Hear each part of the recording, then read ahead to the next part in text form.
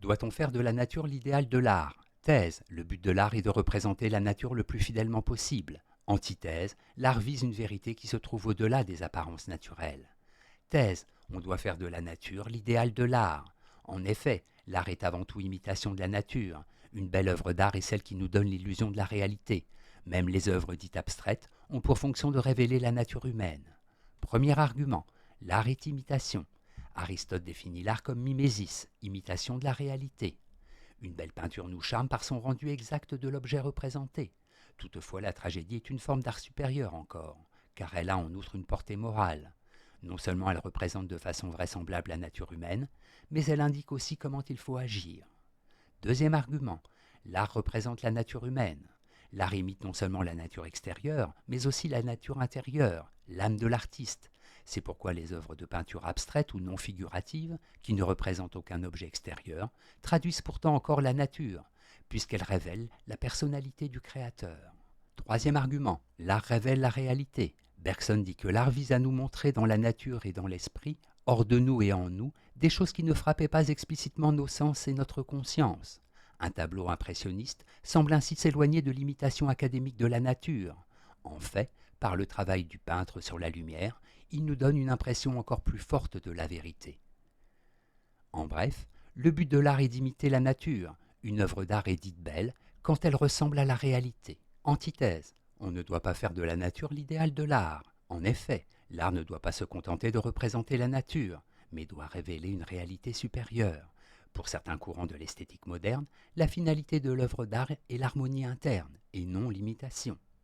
Premier argument, l'art doit exprimer des idées. Pour Platon, l'art est doublement faux, parce qu'il imite des apparences qui sont elles-mêmes des images des idées. L'artiste ne doit donc pas se contenter d'imiter la réalité sensible, mais doit tenter de révéler le monde intelligible. C'est la raison pour laquelle Platon prise beaucoup la musique, qui n'est pas un art imitatif, mais qui exprime des rapports mathématiques idéaux. Deuxième argument, l'art dévoile l'être. Dans l'œuvre d'art, c'est l'avènement de la vérité qui est à l'œuvre, dit Heidegger. La fonction de l'art dépasse la simple reproduction de la nature ou de la psychologie de l'artiste. L'œuvre d'art dévoile l'être même, la vérité même. Troisième argument, l'art vise la perfection de la forme.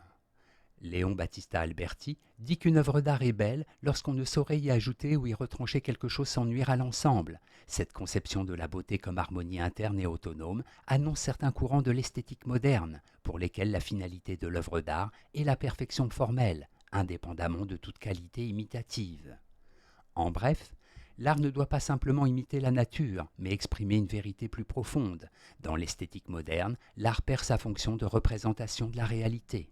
Synthèse. Si l'on entend le mot au sens large, l'art doit bien prendre la nature pour idéal. La nature, ce n'est pas simplement le paysage ou le monde extérieur tel que nos yeux le voient.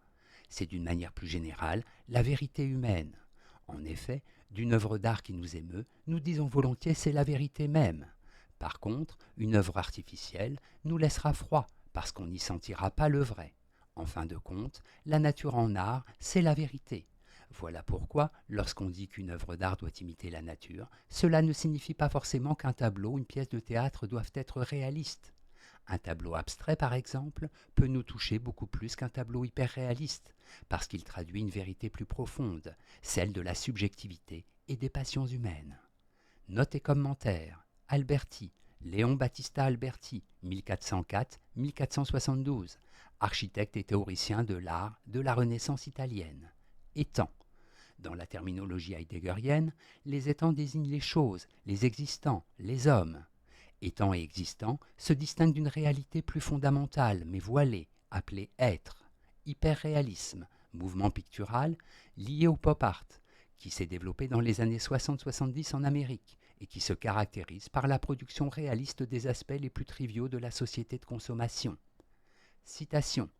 L'art d'imiter est donc bien éloigné du vrai, et s'il peut tout exécuter, c'est, semble-t-il, que l'artiste ne touche qu'une petite partie de chaque chose, et que cette partie n'est qu'un fantôme.